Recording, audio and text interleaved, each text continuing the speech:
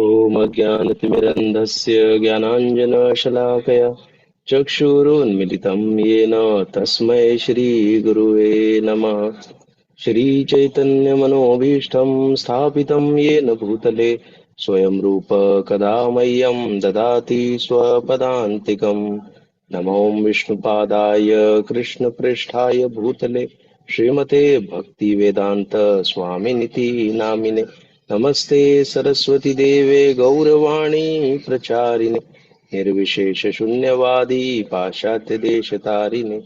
जय श्री कृष्ण चैतन्य प्रभु नित्यानंद श्री अद्वैत गदाधर शिवासादि गौर भक्त वृंद।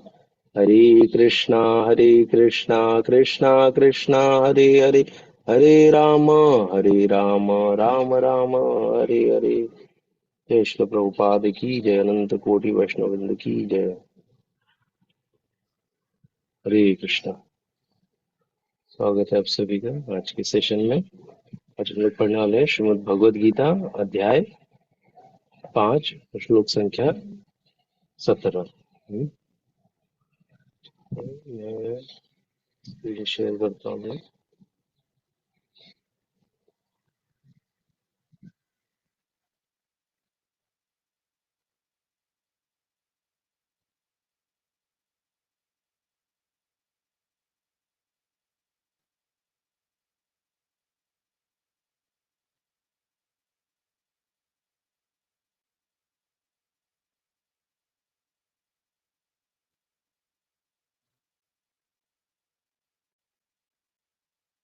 तो 16वां श्लोक लास्ट पढ़ा था, और 16वें श्लोक का एक बार पढ़ लेते हैं हम लोग उसका मीनिंग। किंतु जब कोई उस ज्ञान से प्रबुद्ध होता है जिससे अविद्या का विनाश होता है तो उसके ज्ञान से सब कुछ उसी तरह प्रकट हो जाता है जैसे दिन में सूर्य से सारी वस्तुएं प्रकाशित हो जाती है ना। तो यहाँ पर बताया गया है कि कैसे इस जो हमने पढ़ा था ना, उसमें देखा था कि जहाँ सूर्य है वहाँ अंधकार नहीं है। मतलब जहाँ पर स्पिरिचुअल ज्ञान आ गया, आध्यात्मिक ज्ञान आ गया ना, वहां से अंधकार और वहां से जो भी निगेटिविटी है वो सारी दूर हो जाती है ना। वहां पर निगेटिविटी का सवाल ही नहीं उठता है। ऐसे।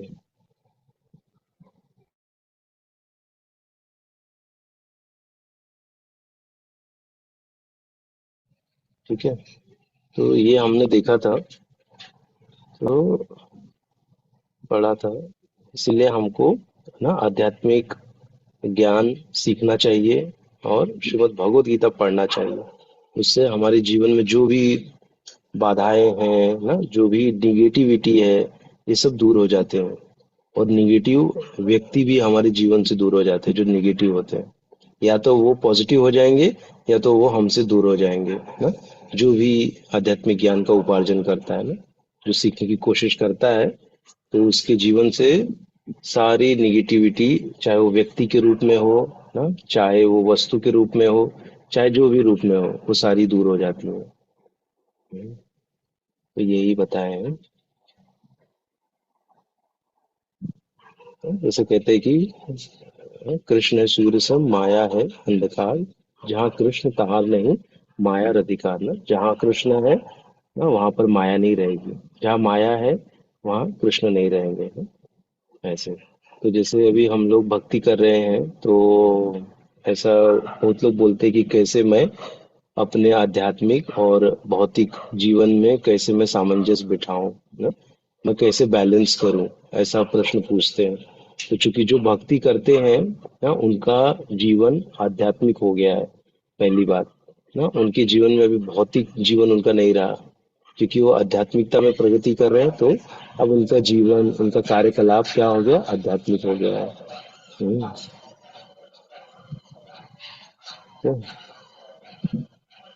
थोड़ा यहाँ पे कुछ बैकग्राउंड में आवाज आ रही है क्या?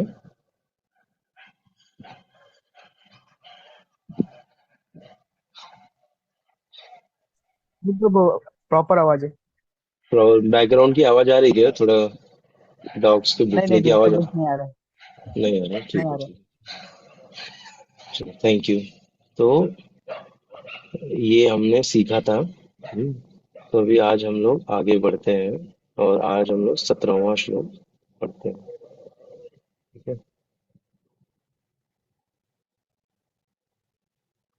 तद्बुद्धयस्तद आत्मनस्त तन्निष्ठास्तत् परायणाः गच्छन्त्य पुनरावृत्तिम् ज्ञान ज्ञाननिर्धूतकल्मषाः तद्बुद्धयः तत् आत्मनः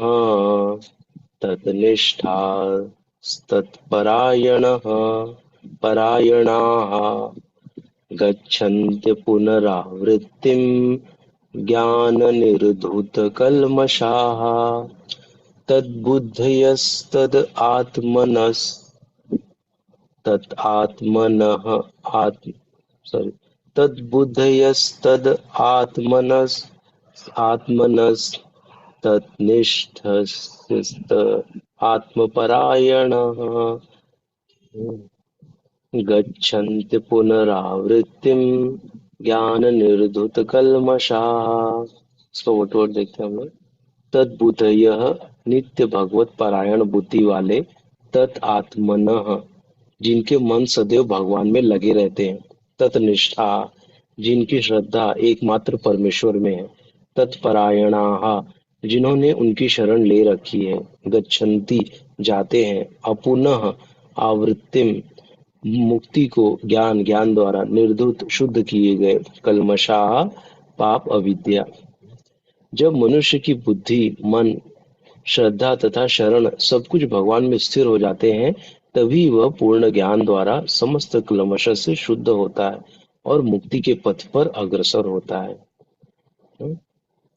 तो जैसे कि हम लोग देखते हैं कि इसे कि याद आया, शेयर करता हूँ थोड़ा, कि हम लोग देखते हैं कि जब हम लोग भक्ति में आने के पहले बहुत सारे मार्ग है ना, ध्यान योग का मार्ग है और अलग अलग मार्ग है ना। तो अलग अलग मार्गों का क्या रहता है कि पहले बोला जाता है कि आत्म साक्षात्कार करो, पहले अपने आप को पहचानो, हाँ? वहां से चालू होता है। पर अपने आप को पहचानने के लिए हमारे पास बुद्धि कहाँ है जब हम अपने आप को पहचान ले। हैं? तो क्या होता है कि हम लोग अपने आप को पहचानने के चक्कर में हम अपने आप को भूल के बाकी कुछ सब कुछ याद रखने लग जाते, तो पहचान नहीं पाते क्योंकि वो संभव नहीं है। हाँ? संभव कैसे होगा? जब हम पहले भगवान को पहचानेंगे, पहले जो अपनी मति है जो भगवान में लगाएंगे, तब हम अपने आप को बाद में हम पहचानेंगे हम क्या है ना, हमारा जो स्वरूप क्या है और हमारा पोजीशन क्या है ना, ये तभी पता चलेगा जब हम लोग पहले भगवान को जानेंगे। हाँ, तो ये इस श्लोक में वही बता रहे हैं क्या, कि मन को बुद्धि को हाँ, किसको किस में स्थिर करो, भगवान में स्थिर करो ना। तो ये भक्ति हाँ, शुरू होती है भगवान से ही। जब हम भगवान से अपने आप को कनेक्ट करेंगे, तब हमारा पता चलेगा हम क्या है ना, हम कितने नगण्य हैं वो पता चलेगा। नहीं तो क्या होगा, जब हम भगवान को जानेंगे नहीं, हम अपने आप को जानने लग जाएंगे, तो क्या होगा, हम अपने आप को बहुत बड़ा समझने लग जाएंगे। हम्म? क्योंकि जो सेल्फ रियलाइजेशन के पाथ में आत्म साक्षात्कार के मार्ग में आगे बढ़ता है बिना भगवान को जाने, तो वो क्या होगा, वो खुद को ही बड़ा समझने लग जाएगा ना। और इससे क्या होगा कि अहंकार बढ़ेगा। और उसको लगेगा कि मेरा आत्म साक्षात्कार हो गया, मैं अपने आप को जान लिया। क्या जान लिया? कि मैं आत्मा हूँ। हम्म, ये जानने से आत्म साक्षात्कार पूर्ण नहीं होता। आत्म साक्षात्कार का अर्थ है कि भगवान को ना, विष्णु को, कृष्ण को भगवान के रूप में स्वीकार करना, तब हमारा आत्म साक्षात्कार होता है। जब तक स्वीकार करेंगे नहीं, तब तक कोई आत्म साक्षात्कार होने वाला नहीं है। तो ये विधि है एक्चुअली। नहीं तो हम लोग क्या करते हैं कि ना, बाकी जगह ऐसे बहुत लोग बोलते हैं, सुना है ना, ऐसे बहुत लोग आगे बहस भी कर लेते हैं। हम्म, लेकिन क्या है कि हमको बहस नहीं करना है, अगर समझा सके तो अच्छी बात है, नहीं तो अपना ना ज्यादा हमको समय नहीं व्यर्थ गंवाना है। अपने आप को ना, हमारा टाइम वेस्ट नहीं होना चाहिए ना, अपने को समझना चाहिए ना, हमारा समय नहीं वेस्ट जाना चाहिए। शास्त्र को समझना चाहिए, उसमें समय देना चाहिए, जो समझ गया, लेकिन ज्यादा नहीं किसी के पीछे पड़ना चाहिए समझाने के लिए। क्योंकि सब में क्या होता है, भगवान की इच्छा होती है, जब तक भगवान की इच्छा नहीं रहेगी तब तक कोई समझेगा भी नहीं। भगवान की इच्छा रहेगी तो 1 मिनट में समझ जाएगा। ऐसा तो वो हमको वहां पे समझना पड़ेगा क्या इच्छा है, लेकिन प्रयत्न नहीं छोड़ने का, प्रयास करते रहना चाहिए। ये नहीं कि एक बार नहीं समझा तो छोड़ दिया, नहीं, कुछ अलग एंगल से, कुछ अलग बातों से, कुछ अलग एग्जाम्पल से वापस से अगली बार आओ, फिर वापस समझाओ उसको। ऐसे भी कर सकते हैं हम लोग, लेकिन ज्यादा नहीं होना चाहिए, जितना हम लोग कर सके उतना। चलो आगे हम लोग पढ़ते हैं। तात्पर्य, परम दिव्य सत्य ना, इसीलिए ये आया कि भगवान में स्थिर हो जाते हैं। क्या, जब मनुष्य की बुद्धि, मन, श्रद्धा तथा शरण, सब कुछ, शरण मतलब सरेंडर ना, भगवान के शरणागत होना, सब कुछ क्या होता है, भगवान में जब स्थिर हो जाते हैं तभी वह पूर्ण ज्ञान द्वारा समस्त कल्मशों से शुद्ध होता है और मुक्ति के पथ पर अग्रसर होता है। उसके बाद वो पथ पे अग्रसर होगा ना, जब उसको ये सब प्राप्त हो जाएगा, कल्मशों से जब शुद्ध हो जाएगा, सब हो जाएगा। तात्पर्य, परम दिव्य सत्य भगवान कृष्ण ही है। सारी गीता इसी घोषणा पर केंद्रित है कि कृष्ण ही श्री भगवान है। देखिए कितना मस्त आया ना ये 2 लाइन। हाँ, परम दिव्य सत्य भगवान कृष्ण ही है। सारी गीता इसी घोषणा पर केंद्रित है कि कृष्ण श्री भगवान है।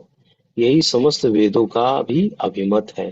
परम तत्व का अर्थ परम सत्य है, जो भगवान को ब्रह्म, परमात्मा तथा भगवान के रूप में जानने वालों द्वारा समझा जाता है।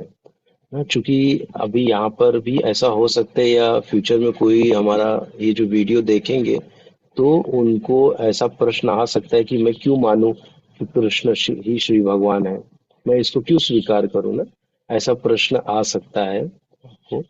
तो बोलना चाहूंगा कि आप अभी खाली मान लो कि कृष्ण भगवान है। आप भगवत गीता पढ़ रहे हैं, खाली मान लो कि कृष्ण भगवान है। आगे चल के कैसे कृष्ण भगवान है ये आपको पता चलेगा। धीरे धीरे आप पढ़ेंगे, भगवान को समझेंगे, तब आपको पता चलेगा कैसे कृष्ण ही श्री भगवान है। यदि आप भगवत गीता पढ़ रहे हैं और माने नहीं कि कृष्ण भगवान है, तो आपको कुछ भी समझ में नहीं आएगा। हम्म? आपको खाली, आपको जो चाहिए वही आपको समझ में आएगा, बाकी जो भगवान बताना चाह रहे हैं वो आपको बिल्कुल नहीं समझेगा, कभी नहीं समझेगा। इसीलिए भगवत गीता पढ़ने का एक थंब रूल है। क्या थंब रूल है? कि भगवान श्री कृष्ण को भगवान मान लो, मान के तब पढ़ो। भले अभी जैसा हो सकता है कि मेरी आस्था ना है दुर्गा माता में, हम्म, और मैं अभी भगवत गीता पढ़ने के लिए उठाया हूँ, लेकिन मुझे समझ में नहीं आ रहा, लेकिन खाली मैं बस मान लूं कि कृष्ण भगवान है, मैंने अंदर से नहीं स्वीकार, खाली माना है। जैसे रहता है ना कि let us suppose X equal to so and so, या so and so equal to X, ऐसा हम लोग जो फॉर्मूला लगाते हैं ना मैथ्स में, लेट अस सपोज करते हैं कि एक्स इक्वल टू ब्लैंक, या जो भी मतलब हम लोग मान लेते हैं, तो वैसे ही मान लो अभी। बाकी धीरे धीरे आगे समझेगा कि कैसे भगवान कृष्ण ही है। ठीक है, तो ये थोड़ा हमको करना चाहिए। जो भी कर रहे हैं तो बहुत अच्छी बात है, जो नहीं कर रहे हैं तो कृपया भगवान श्री कृष्ण को भगवान स्वीकार करके फिर ये भगवत गीता पढ़िए, तब ये बहुत अच्छे से समझ में आएगी। परम तत्व का अर्थ है परम सत्य है, जो भगवान को ब्रह्म, परमात्मा तथा भगवान के रूप में जानने वालों द्वारा समझा जाता है। भगवान ही इस परम तत्व की पराकाष्ठा है, उनसे बढ़कर कुछ भी नहीं है। भगवान कहते हैं, मत्तः परंतर नान्यत किंचिदस्ति धनंजय। कृष्ण निराकार ब्रह्म का भी अनुमोदन करते हैं। ब्रह्मणो ही प्रतिष्ठाहम, अतः सभी प्रकार से कृष्ण परम सत्य परम तत्व है। जिनके मन, बुद्धि, श्रद्धा तथा शरण शरण कृष्ण में है, अर्थात जो पूर्णतया कृष्ण भावना भवित है, उनके सारे क्लेश धुल जाते हैं और उन्हें ब्रह्म संबंधी प्रत्येक वस्तु का पूर्ण ज्ञान रहता है। कृष्ण भावना भवित व्यक्ति ये भली भांति समझ जाता है कि कृष्ण में द्वैत है, एक साथ एकता तथा भिन्नता, और ऐसे दिव्य ज्ञान से युक्त होकर वो मुक्ति पथ पर सुस्थिर प्रगति करता है। हम्म, हम्म, ये ना द्वैत, कृष्ण में द्वैत है ना, एक साथ एकता और भिन्नता भी है। हम्म, जैसे कृष्ण भगवान यहाँ पे हैं और फिर यहाँ पर भी है और कहाँ है वो, आध्यात्मिक जगत में भी है ना? और क्या है कि जैसे भगवान का जो विग्रह है वहां पे भी है, और एक पत्थर है उसमें भी है, उसमें नहीं भी है। ऐसे समझ सकते हो, तो द्वैत है। कृष्ण में द्वैत है, एक साथ एकता तथा भिन्नता।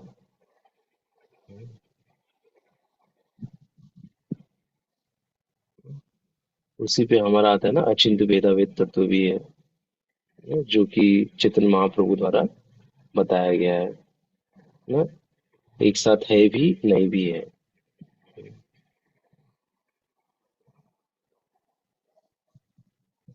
उसके ऊपर आएगा तो वापस हम लोग डिस्कस करेंगे एक बार। पहले भी हमने डिस्कस किया उसके ऊपर बहुत बार। तो अभी हम लोग चलते हैं 18वें श्लोक पे। किसी को इस श्लोक में कोई प्रश्न है?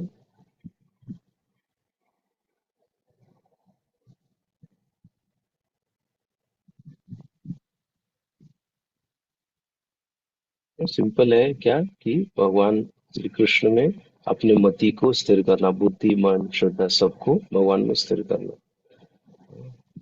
फिर हमको ज्ञान आएगा, और फिर वो ज्ञान से हम क्या होंगे, शुद्ध होंगे। धीरे धीरे हम देखते हैं कि जब ये भगवत गीता पढ़ते हैं तो हमारे मन बहुत शुद्ध होते जाता है ना? जो मलिनता है ना, बुरे विचार है, ये सब कम होते जाते हैं।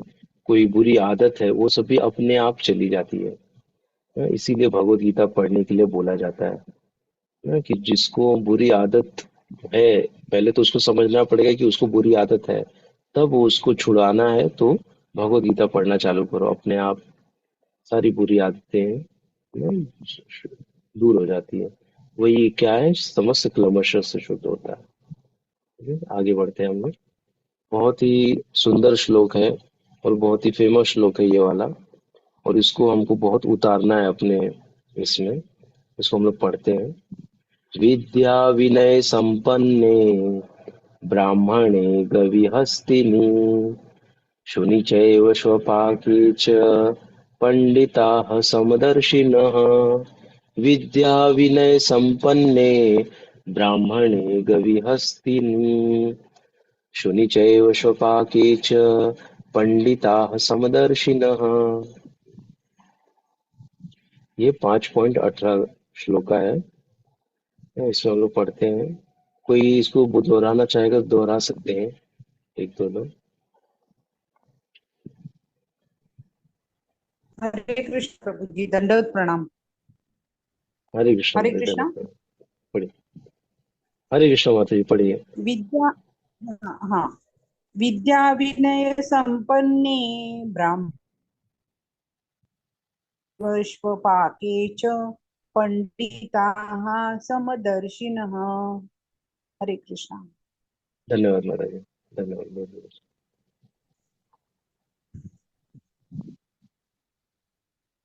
और कोई पढ़ना चाहेंगे?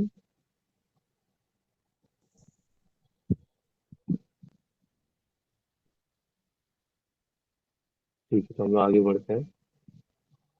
विद्या शिक्षण, विनय तथा विनम्रता से संपन्न युक्त ब्राह्मण, ब्राह्मण में, गवि गाय में, हस, हस्तिनी हाथी में, शूनी कुत्ते में, च तथा एव निश्चयी स्वपाके कुत्ता भक्षी चांडाल में, च क्रमशः पंडिता ज्ञानी समदर्शिन समान दृष्टि से देखने वाले।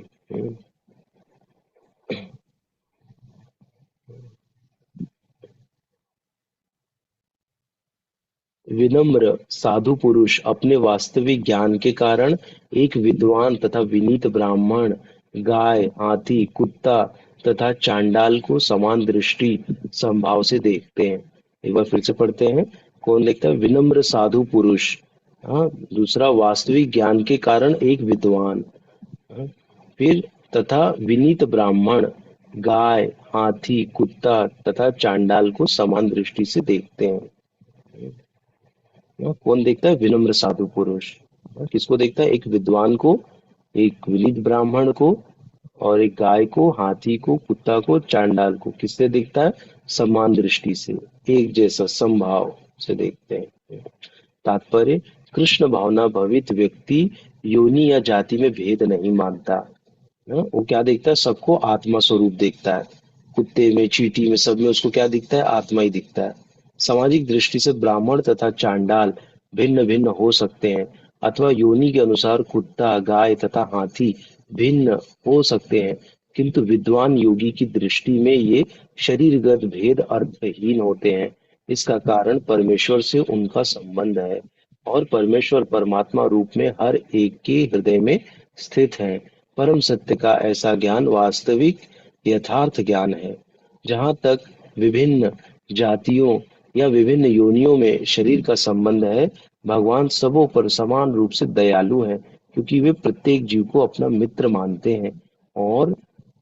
हैं, फिर भी जीवों की समस्त परिस्थितियों में वे अपना परमात्मा स्वरूप बनाए रखते हैं। परमात्मा रूप में भगवान चांडाल, ब्राह्मण दोनों में उपस्थित रहते हैं। यद्यपि इन दोनों के शरीर एक से नहीं होते, शरीर तो प्रकृति के गुणों द्वारा उत्पन्न हुए हैं, किंतु शरीर के भीतर आत्मा तथा परमात्मा समान आध्यात्मिक गुण वाले हैं। परंतु आत्मा तथा परमात्मा की यह समानता उन्हें मात्रात्मक दृष्टि से समान नहीं बनाती, क्योंकि व्यष्टि आत्मा किसी विशेष शरीर में उपस्थित होता है, किंतु परमात्मा प्रत्येक शरीर में है।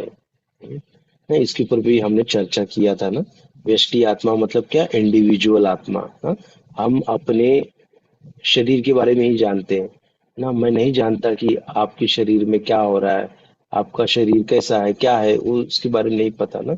या हमको पता नहीं कि ये जो आत्मा ने जो पहले का शरीर धारण किया था वो कैसा था, क्या था, कुछ नहीं पता। खाली करंट पता है। लेकिन जो परमात्मा अंदर विराजमान है, उसको इस शरीर के बारे में पता है, और आपके और अनगिनत लोगों के सबके शरीर के बारे में पता है ना। सारे जीवों के शरीर के बारे में पता है कि ये पिछले जन्म में क्या था, इस जन्म में क्या, इस जन्म में क्या क्या प्रॉब्लम झेल रहा है, क्या हो रहा है उसके साथ में, उसके शरीर में क्या क्या बदल रहा है, क्या हो रहा है, वो सब भगवान जानते हैं। इसलिए यहाँ कह रहे हैं कि ना भगवान में और आत्मा में अंतर भी बताया। परमात्मा आत्मा में ना मात्रात्मक दृष्टि से सेम नहीं है। समानता कैसे है, सच्चिदानंद, हाँ, उसमें समान है, लेकिन गुणात्मक दृष्टिकोण से समान है, मात्रात्मक दृष्टिकोण से समान नहीं है। कृष्ण भावना भवित व्यक्ति को इसका पूर्ण ज्ञान होता है, इसलिए वह सचमुच ही विद्वान तथा समदर्शी होता है। आत्मा तथा परमात्मा के लक्षण समान है, क्योंकि दोनों चेतन, शाश्वत तथा आनंदमय है।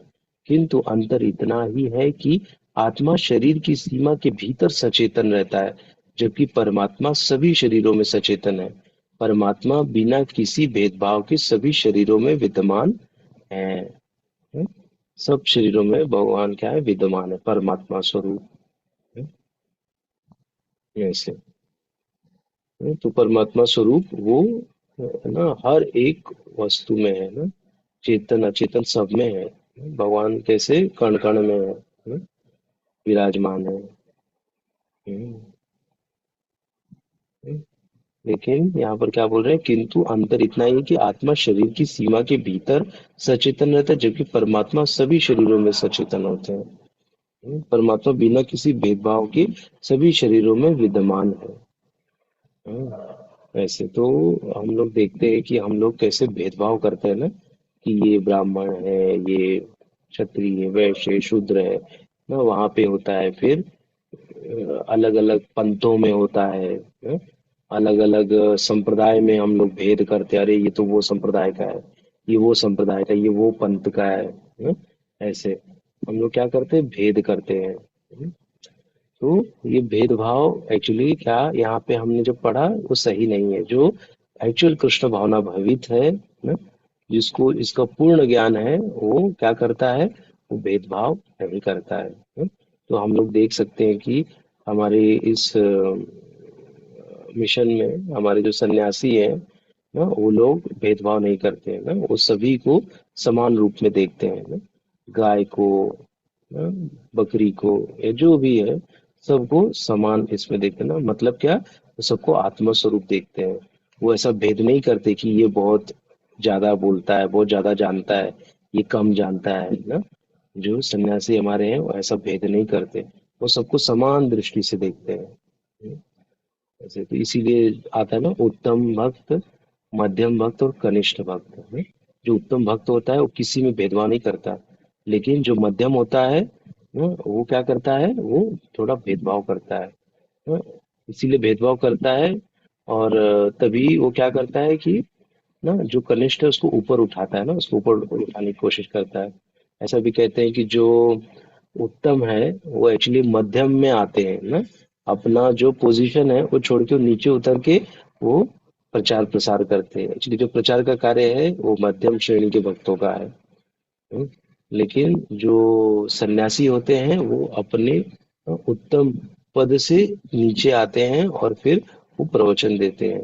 वो आके समझाते हैं। समझाने का अर्थ क्या हो गया फिर, भेद आ जाता है ना, कि उनको लग रहा है कि इनको पता नहीं है इसलिए इनको बता रहे हैं, ऐसा समझते हैं। लेकिन जो एक्चुअल में मतलब चूंकि ये बहुत वो लोग मतलब बहुत महान है कि नीचे अपने पद पे आते हैं ना, लेकिन उस पद पे भी वो रहते हुए बहुत संयमित रहते हैं और हमेशा सभी को आत्मा स्वरूप देखते हैं। तो हमें भी ये पता होना चाहिए कि हमको भी आत्मा के रूप में सारे जीवों को देखना चाहिए, समान रूप से समभाव रख के। ऐसे ये बहुत कठिन है ना इसको इम्प्लीमेंट करना, क्योंकि हमारे पग पग पे ऐसे आ जाते हैं, अरे ये कैसा है, ये कितना बड़ा मूर्ख है ना। मुंह पे बोल नहीं पाते हैं लेकिन अंदर में वो भाव आ जाता है ना, सामने वाले को मूर्ख अंदर से बोल देते हैं। फिर बोल देते हैं कि अरे ना, हम तो मतलब मनुष्यों में भी कितने अलग अलग टाइप के हमको मिलते हैं ना। जैसे जितनी योनियां हैं मनुष्यों की भी ना, 4 लाख कितनी मनुष्यों की योनियां हैं, तो उसमें हम समझ सकते हैं कि कैसे अलग अलग टाइप के सब लोग रहते हैं ना, वही टाइप से जैसे अलग अलग टाइप लोगों के साथ अलग अलग हमको व्यवहार भी करना पड़ता है। लेकिन क्या है कि हमको अगर ये जो रूल है ना, विद्या विनय संपन्ने ब्राह्मणे कवि हस्तिने शुनि चैव स्वपाके च पंडित समदर्शने, ये जब हमको पता रहेगा तो हम किसी अलग डायरेक्शन में जा रहे हैं, ये श्लोक का याद आना चाहिए, तुरंत हम अपने आप को खींच के लेके आएंगे ना भैया। सब क्या है, संभाव से देखना है सबको। ये आइडियल वो है, तो इसको हम जितना ज्यादा इस प्रयास करेंगे उतना हम लोग ना शुद्ध होंगे, हमारे अंदर के जो दुर्गुण है विचार है वो दूर होंगे ना, क्योंकि भगवान बोल रहे हैं ऐसे। क्योंकि हम अभी क्या बन रहे हैं ना, विद्या और विनय से संपन्न बनने का प्रयास कर रहे हैं ना हम लोग। जब प्रयास कर रहे हैं तो ये होना चाहिए हमको, संभाव दृष्टिकोण आना चाहिए, संभाव की दृष्टि आनी चाहिए। नहीं तो फिर हम ना क्या हो जाएगा, हम कंप्लीट नहीं कर पाएंगे ना अपना, कंप्लीट नहीं हो पाएगा हमसे। क्यों? क्योंकि अभी भी मैं डिफरेंस कर रहा हूँ ऐसा। इसीलिए उस श्लोका बहुत महत्वपूर्ण है ना, इसको जीना बहुत कठिन है एक्चुअली उस श्लोका को, लेकिन हमको प्रयास करना चाहिए क्योंकि हमको बेस्ट पता चला ये बेस्ट है।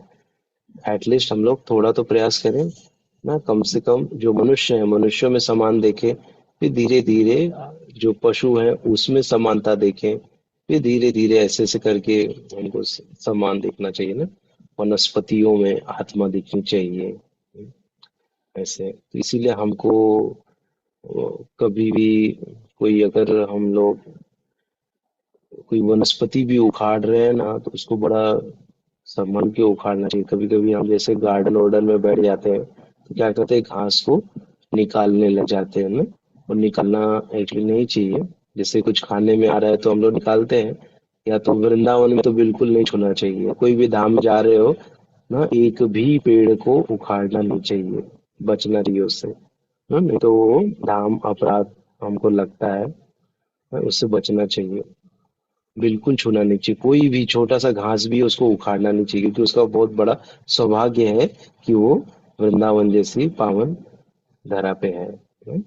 ऐसा तो ये सब चीजें हमको समझनी चाहिए। बाकी तो कैसे कि हम लोग मेथी भी मेथी पालक हुआ ना, वो सब हम लोग पाते हैं। हाँ, लेकिन वो सब क्या है, फिर हम लोग पाप है वो भी एक्चुअली ना। वनस्पति भी क्या है, जीवात्मा है, वनस्पति खाना भी पाप है। तो हम लोग अगर ऐसा सोचे, अरे मैं अभी श्रेष्ठ हो गया हूं, मैं अभी वनस्पति खा रहा हूँ, मैं भी वेजिटेरियन हो गया हूँ ना, तभी भी आप पाप ही कर रहे हो यदि आप भगवान को भोग लगा के नहीं खा रहे हो। इसीलिए भगवान को भोग लगा के जब खाते हैं तो हमको पाप नहीं लगता, नहीं तो वो तोड़ने विड़ने का सबका पाप भी लग जाता है ऐसा ना। और जब हम भगवान को भोग लगाते हैं तो जो किसान ने बनाया है ना, जिसने मग गाड़ी से ढो के लाया है, सबको कृपा मिलती है। कृपा फ्लो होती है ऐसे। हम्म, सही बोले आप, पत्ता भी नहीं तोड़ना चाहिए हमको। हम्म, पत्ता भी नहीं तोड़ना चाहिए हमें, क्योंकि वृक्ष है ना, वृक्ष का पत्ते भी जुड़े हुए हैं, तो बड़ा इसलिए बड़ा संभल के धाम में हमको रहना चाहिए। या जैसे हम लोग तुलसी का पत्र भी तोड़ते हैं तो तुलसी महारानी से पहले हमको क्षमा मांगना चाहिए कि मैं भगवान को अर्पण करने के लिए तुलसी ले रहा हूँ, भोग में चढ़ाने के लिए ले रहा हूँ, कृपया करके आप मुझे तोड़ने की अनुमति दें। हाँ, ऐसा हमको पहले उनसे रिक्वेस्ट करना है, प्रार्थना करके फिर हमको धीरे से तुलसी जो तुलसी के पौधे से तोड़ना चाहिए भगवान को ऑफर करने के लिए। हम्म, ऐसे अगर हम कोई वृक्ष से फूल भी तोड़ रहे तो पहले वृक्ष से हमको आदेश लेना चाहिए कि मैं ये फूल तोड़ रहा हूँ भगवान को अर्पण करने के लिए ना, ऐसे करके हमको प्रार्थना करना चाहिए। तो ये सब छोटी छोटी आदतें हैं, हम लोग कल्टीवेट करेंगे तभी तो हम समझ पाएंगे ना कि कैसे वो आत्मा है। नहीं तो हम तो क्या करेंगे, उसको लेके ऐसे तोड़ ताड़ देंगे, हम उसको आत्मा समझ ही नहीं रहे ना, तो हमारे में और अन्य पंथों में कोई अंतर नहीं रह जाएगा। हम्म, ऐसे ना, अन्य लोग क्या समझते हैं, खाली इंसानों में ही आत्मा है, बाकी लोगों में आत्मा नहीं है। हाँ, ऐसे तो हम भी वैसे ही, हमको भी लगता है ना एक लेवल पे, क्योंकि अभी हम लोग पढ़ रहे हैं तो हम लोग थोड़ा समझने लग गए हैं। नहीं तो हम भी क्या समझते थे कि आत्मा खाली मनुष्यों में ही आत्मा है, बाकी लोग को हम आत्मा नहीं समझते। ऐसे ठीक है, और किसी को कुछ बोलना है, किसी को कोई प्रश्न है या कोई कमेंट है? बोलिए प्रभु, कृष्ण प्रभु। हरे कृष्ण हरे प्रणाम। कृष्ण प्रभु जी। कोई नहीं, बोले माता जी, बोलिए। बोलिए। नहीं नहीं, आप बोल दीजिए प्रभु जी, आप बोल दीजिए। नहीं, खाली एक बेसिक था प्रभु जी। वो जो समान भाव से देखने वाला चीज है ना प्रभु, बहुत बार रिपीट हुआ है, प्रयत्न भी करते हैं प्रभु।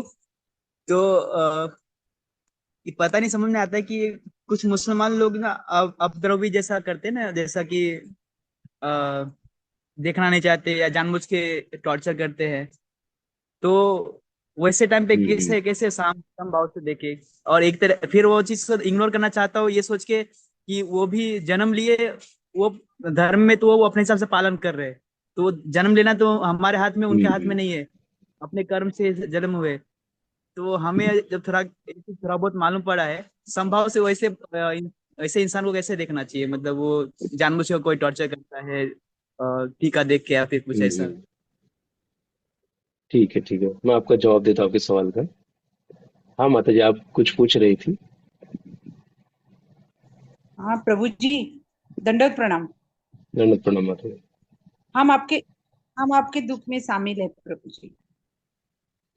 थैंक यू माता जी। प्रे करिए खाली, हाँ। हम्म। दिवंगत और आत्मा आप, को शांति मिले। हाँ, यस यस प्रभु जी, यस यस। अच्छी भक्ति आप मिले। दीक्षा मिल गई क्या? हाँ माता जी। हाँ, क्योंकि नाम, इधर नाम दूसरा है ना, ये स्वर्ण, यस यस। क्या Swarn, Swarup, Swarupanand Das. Okay. Yes yes. Okay, congratulation आशीर्वाद प्रभु, दीजिए। कॉन्ग्रेचुलेशन। थैंक यू माता जी। यस आशीर्वाद प्रभु। दीजिए, अच्छे से ऐसी सेवा करते रहे आप लोग सभी की, और थोड़ा मैं भी शुद्ध होते रहूं। Yes thank you. यस प्रभु जी, यस। हमें भी थोड़ा थोड़ा, मतलब थैंक यू माता ज्यादा से ज्यादा ज्ञान मिले, यही अपेक्षा है आपसे। जी। हरे। थैंक यू, ओके प्रयास ओके। करूंगा, इतना कुछ आता नहीं है मुझे, तो जो भी थोड़ा बहुत जानता हूँ उसके ऊपर बोलता हूँ। हम्म।